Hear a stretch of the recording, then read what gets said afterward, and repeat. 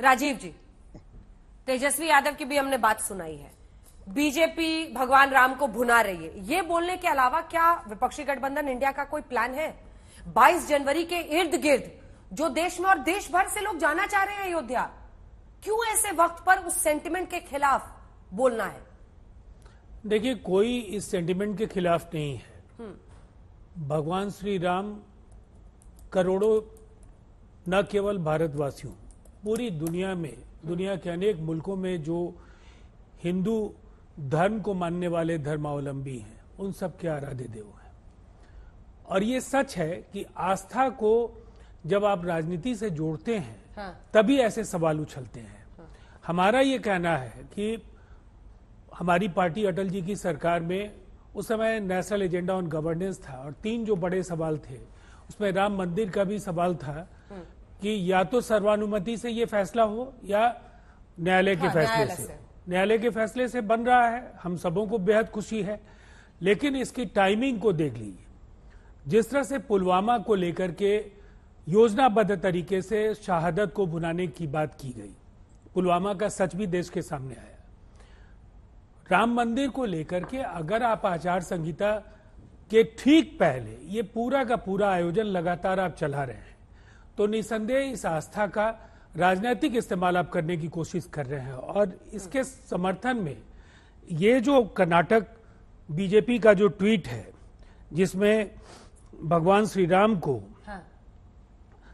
और मैं दिखाना चाहूंगा नरेंद्र मोदी जी का विशालकाय कद और एक तरह से भगवान श्री राम को बाल रूप में उनकी उंगली पकड़ करके, मोदी जी की उंगली पकड़ करके राम जी को दिखाया गया है। और ये कहीं ना कहीं ये आस्था का अपमान है। एक सिद्धारमैया के एक नेता ने कहा कि सिद्धारमैया प्रभु राम है, वो भी गलत है। कोई भी ऐसा बोले तो गलत है। सभी कर रहे हैं। नहीं, देखिए, एक इंसान, मतलब ये भी कर रहे हैं, ये भी एक व्यक्ति इंसान हो जाए तो ये बड़ी बात है। जवाब दीजिए सुधांशु जी। और वो कह रहे हैं कि भगवान राम को, मतलब आप अपनी पार्टी, अपने नेता का कद भगवान राम से भी बड़ा कर रहे हैं।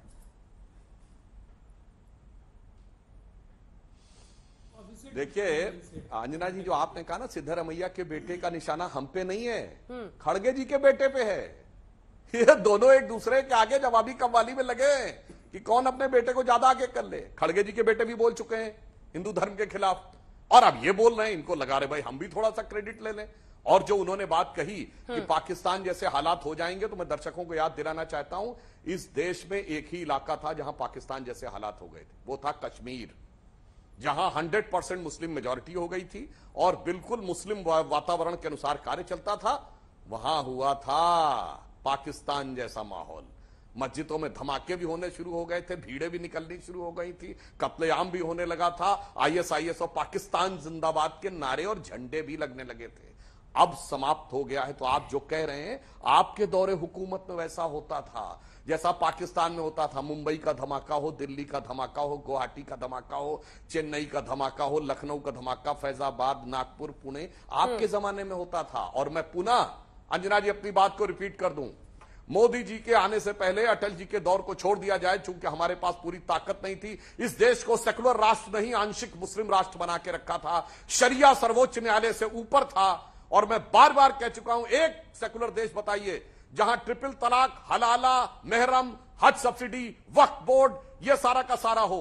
अब हम उसे ट्रू सेकुलर देश बना रहे हैं। इसलिए जो लोग बोल रहे हैं हिंदू राष्ट्र नहीं, या आंशिक मुस्लिम राष्ट्र के बचाव में खड़े हुए हैं। ठीक है, मुझे पता है कि ओवैसी साहब की पार्टी के प्रवक्ता बहुत देर से इंतजार कर रहे हैं। मैंने सोचा आपको आज रेस्ट दे दूं, आपके नेता इतना बोल ही रहे हैं, कल भी आपने इतना बोला है, थोड़ा सा आराम कर लीजिए और फिर वाजपेयी जी बोल रहे हैं, उसके बाद आ रहे। लेकिन जो सुधांशु जी कह रहे हैं, वो यहां तक आरोप लगा रहे हैं कि पिछली सरकारों में आंशिक मुस्लिम राष्ट्र बन गया था। गंभीरता समझिए इस आरोप का। यह बहुसंख्यकवाद नहीं है कि रूलिंग पार्टी लोगों को दर्शन कराएगी मंदिर के, उन बूथ लेवल के उनके कार्यकर्ता दर्शन, ये बहुसंख्यकवाद नहीं है। गलत स्टेटमेंट नहीं आएगी। कौन सरकार दर्शन कराने ले जा रही? सरकार का क्या रोल है इसमें? प्लीज, ये ट्रस्ट का मामला है। देखिए एक सेकंड, पार्टी अलग है, सरकार अलग है, ट्रस्ट अलग है। तीनों चीजों का अलग अलग रोल है। ट्रस्ट बनी सुप्रीम कोर्ट के ऑर्डर के हिसाब से। अगर ट्रस्ट मैनेजमेंट कर रही है, ट्रस्ट भव्य अगर समारोह मना रही है, उसमें किसी को एतराज तो नहीं जाता तो ना जाए, लेकिन क्रिटिसाइज करने का हक किसने दिया? सवाल इस बात का है। ये लाइन से नेता क्रिटिसाइज कर रहे हैं, सनातन को गाली दे रहे हैं, हिंदू धर्म को गाली दे रहे हैं। राम मंदिर के जो उद्घाटन भव्य समारोह है, जो कल को गिनीज बुक में भी लिखा जाएगा कि तो 67 एकड़ जमीन और उस पर इतना भव्य मंदिर बन रहा है, उसको आप क्रिटिसाइज क्यों करेंगे? सवाल इस बात का। और इसके पीछे कारण है, कारण बड़ा साफ है, जो सुधांशु जी ने कहा, तुष्टीकरण की राजनीति। तो वोटों की राजनीति में अंधे हो गए हैं। मतलब तुष्टीकरण करते करते करते कहां पहुंच जाएंगे? जो मनमोहन सिंह जी कह देंगे कि भाई नेचुरल रिसोर्सेज में सिर्फ माइनॉरिटीज का हक है। ये स्टेटमेंट है रिकॉर्ड में। राम मंदिर की जब सुप्रीम कोर्ट में बहस होगी तो इनके वकील कहेंगे कि नहीं जी नहीं, इसको न लड़िए, इसको चुनाव के बाद करिए। मतलब कहां तक जायज है? एफिडेविट सुप्रीम कोर्ट में देके राम के अस्तित्व को नकारेंगे। और माफ करना, मुझे तो समाजवादियों पे थोड़ा सा शर्म आ रही है। धर्मनिरपेक्ष की बात करते हो और जब आपके गठबंधन के लोग गालियां देते हैं, आरजेडी के मंत्रियां गालियां देते हैं, तो आप बिल्कुल दही जमा के चुप होकर बैठ जाते हैं। क्रेडिबिलिटी कहां बची है आपकी? आपके बगल में बैठे उनके लिए गुस्सा नहीं दिखा रहे? फिर कोई दरवाजा खोल रहे हैं क्या? सज्जन पुरुष। अरे पार्टी तो सरकार तो ये चला रहे हो, थोड़ा ना समाजवादी पार्टी वाले बिहार में। मैंने कहा ये सज्जन पुरुष, विद्वान पुरुष है। इनका तो चेहरे पर तनाव इतना दिख रहा है राजीव जी का, मुझे समझ आ रहा है। थोड़ा तो मुस्कुराइए। भगवान राम के दर्शन करने जाएंगे नहीं जाएंगे?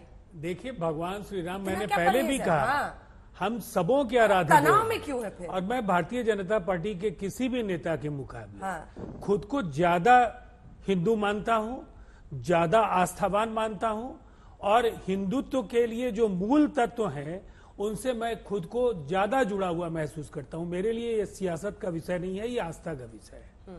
फर्क बस इतना। मैं एक बात जरूर कहना चाहूंगा, सेक्युलरिज्म गाली नहीं है। मैं बार बार सुनता हूं, सुधांशु जी पढ़े लिखे विद्वान प्रवक्ता है। भारतीय जनता पार्टी के नेताओं को संविधान से परेशानी, तिरंगे से परेशानी, हिंदुस्तान के स्वाधीनता संग्राम से परेशानी, संविधान के प्रियम्बल में धर्मनिरपेक्षता को लेकर के जो उनकी राय है, ये समझ लीजिए विविधताओं में एकाकी हिंदुस्तान की तस्वीर पूरी दुनिया में अनूठी है। और इस देश की सरहदों की हिफाजत से लेकर अंतरिक्ष से, विज्ञान से लेकर तमाम क्षेत्रों में जो उनका अभूतपूर्व योगदान है, सभी धर्मों को मानने वाले धर्मावलंबियों को, यही असली हिंदुस्तान है। इसको जो भी नष्ट करने की कोशिश करेगा वो मिट्टी में मिल जाएगा और इतिहास में उसको जगह भी नहीं मिलेगी। सुधांशु जी जवाब दीजिए। वो कह रहे हैं सेक्युलरिज्म यानी धर्मनिरपेक्षता गलत शब्द नहीं है, वो इस देश की मूल भावना है। जो इसको हानि पहुंचाएगा, क्या कहा आपने, मिट्टी में मिल जाएगा। इतिहास में उसको संविधान से एलर्जी उसको भी जगह नहीं मिलेगी। उसको संविधान से एलर्जी उसको थी, एक मिनट सुनिए, संविधान से एलर्जी उसको थी जिसने संविधान का प्रियम्बल बदल दिया। बाबा साहब अंबेडकर ने लिखा था संविधान का प्रियम्बल यानी संविधान की उद्देशिका संविधान की आत्मा है, वो आत्मा बदली गई। बड़े अफसोस की बात है राजीव रंजन जी, बीजेपी के ट्विटर हैंडल पर मेरे आरोप का जवाब नहीं दिया तो संविधान से नफरत पर भी दीजिएगा कि मोदी जी पढ़े या राम जी। अरे भाई जवाब दीजिए भाई, दोनों बातों पर। हाँ, अरे भाई हम आपको बिल्कुल जवाब दे रहे हैं। आप क्या बात कर रहे हैं? आप हाथ में रामलला को लेके आते हैं तो रामलला बढ़े कि आप बढ़े? कृष्ण भगवान की कृष्ण जन्माष्टमी में आप हाथ में लेके चलते तो आप कहते भगवान को हाथ में लेके चलना है। ये देखने वाले की दृष्टि का फेर है। और मैं आपको बताना चाहता हूं भगवान क्या है।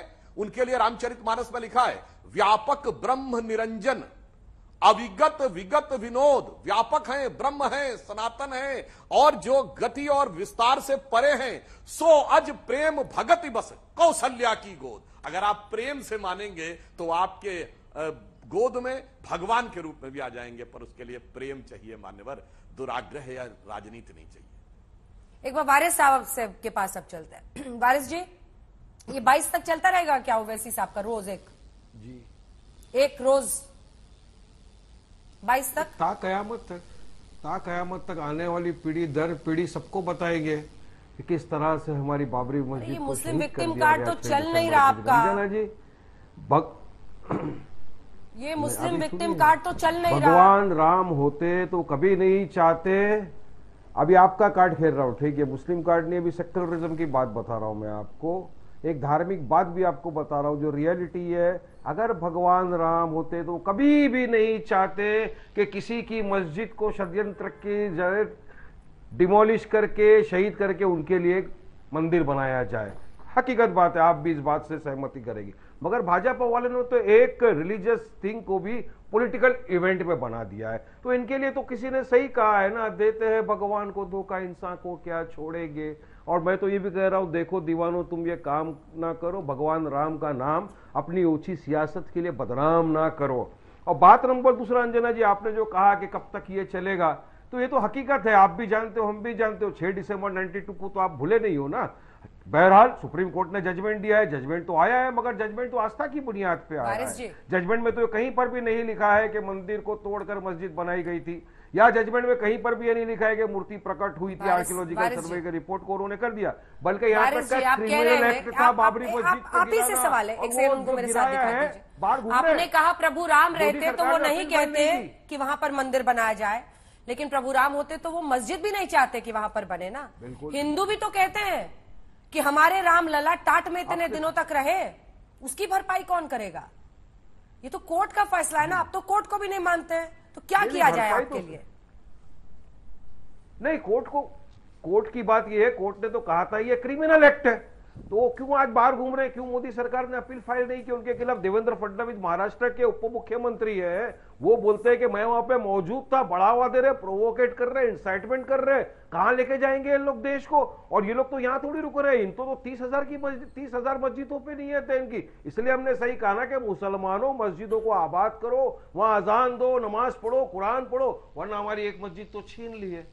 आगे इनकी नियत में अभी वो आ गई, दिल्ली वाली मस्जिद आ गई है, वहां पे उसको काशी आ गया, मथुरा आ गया। तो हम तो ये चाहेंगे, सुधांशु त्रिवेदी यहाँ बैठे हुए भाजपा के बड़े वरिष्ठ प्रवक्ता है, मोदी जी का इस पे क्या बोलना है? सुधांशु जी, क्या प्लेसेस ऑफ वर्शिप 1991 को मानते हैं, नहीं मानते हैं? जो उनके जो ये लोग आजकल जो बयानबाजी कर रहे हैं, वारिस साहब एक मुफ्त की सलाह दूं आपको, क्या मोदी जी उसका वारिस जी एक मुफ्त की सलाह दूं, बाकी है।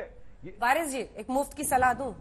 आप लोग मुसलमानों को डराते हैं, वो आपकी भाषण भी सुनते हैं खूब ओवैसी साहब की, नहीं, हम इनकार नहीं कर रहे, इंस्टा पर हो उनके रील्स, उनके भाषण हो यूट्यूब पर खूब सुनते हैं, लेकिन मुफ्त की सलाह यह है कि डराते आप हैं, वोट वो कांग्रेस और समाजवादी पार्टी या जेडीयू को दे देते हैं। आप हर जगह इक्के दुक्के पर कितने दशक से रह रहे हैं, इसे डराना बंद कीजिए, विकल्प दीजिए विकास का। वहां इंटरनेशनल एयरपोर्ट बन रहा है, वहां का रेलवे स्टेशन जाकर देखिए, तमाम मॉडर्न सुविधाओं के साथ लैस है, पूरा अयोध्या नगरी जैसे जाग रही है, वहां पर व्यवसाय, अर्थव्यवस्था के नए रास्ते खुल रहे हैं। अरे आप विकास की बात कीजिए ना, विकास के ऑल्टरनेटिव्स दीजिए, कब तक डराइएगा? वो वोट वैसे ही नहीं देते आपको, खाली आपके भाषण सुन के आगे बढ़ जाते हैं। सुधांशु जी जवाब दीजिए। आपको एक प्लेसेस ऑफ वर्शिप आपको एक डिक्शनरी में पढ़ना पड़ेगा अंजना जी। हाँ। डर किसको बोलते हैं, भड़काना किसको बोलते हैं और समझाना किसको बोलते हैं, तीन के बीच में आपको समझ पड़ना पड़ेगा। हम लोगों को बोलते हैं नमाज पढ़ो, अपनी मस्जिद छीन ली गई है, आगे से अगर नहीं होगा तो दूसरी भी चले जाएगी। अगर इसको भड़काना बोलते हैं तो वारिस पठान, असद ओवैसी रोज बताएंगे लोगों को कि जाओ मस्जिदों को आबाद करो। भड़का तो ये रोक रहे हैं कि ये तो सिर्फ झांकी है, काशी मथुरा बाकी है, इस तरह से भड़काया जा रहा है। आपका ये मस्जिदों को आबाद रखिए, वो मंदिरों में दर्शन के लिए लोगों को ले जा रहे हैं। सुधांशु जी जवाब दीजिए, बहुत सारे सवाल उन्होंने पूछे, सबका जवाब दीजिए। अंजना जी देखिए, वारिस पठान साहब को मैं बताना चाहता हूं, भड़काना क्या होता है? शांति का वो गीत होता है ना जो आप लोग कहते हैं कि 15 मिनट के लिए पुलिस हटा लो फिर हम दिखा देंगे, ये भड़काना थोड़ी है, ये तो शांति का गीत है। 20 करोड़ 100 करोड़ पे भारी पड़ेंगे, नहीं, ये भड़काना थोड़ी है, ये तो सेकुलरिज्म का सुंदर संगीत है। और ओवैसी बोलते हैं कि जब योगी मठ में चले जाएंगे और मोदी पहाड़ पे चले जाएंगे तब तुम्हें बचाने कौन आएगा, ये भड़काना थोड़ी है, ये तो संगीत है साहब। यही सेकुलरिज्म का असली स्वरूप था इस देश में। अब मैं बताना चाहता हूं प्लेसेस ऑफ वर्शिप एक्ट पे टेक्निकल स्थिति यह है कि कोर्ट में वो चैलेंज है, और जब कोर्ट का जब तक जजमेंट नहीं आता उस पर टिप्पणी करना ठीक नहीं, पर राजनीतिक जवाब देता हूं।